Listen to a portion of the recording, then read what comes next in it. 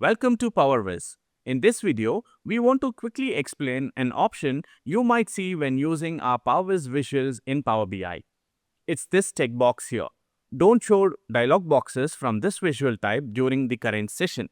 Many users wonder what this means and why sometimes the pop-up mode suddenly stops working. Let's clear that up. This is not something we added.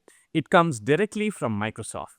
It's designed to give users control, improve the experience, and add an extra layer of security by preventing visuals from forcing repeated pop-ups. But here's the important part. If you accidentally check this box, pop-ups will stop working for the rest of your session. That means features in our visual that rely on pop-up mode won't show until you refresh. So what do you do if this happens? The fix is very simple. Just refresh your report page or close and reopen the report, and once you do that, the pop-up functionality will start working again. And just to be clear, this option cannot be disabled or removed by us as visual developers. Microsoft enforces this across all custom visuals, so every developer is bound by the same rule.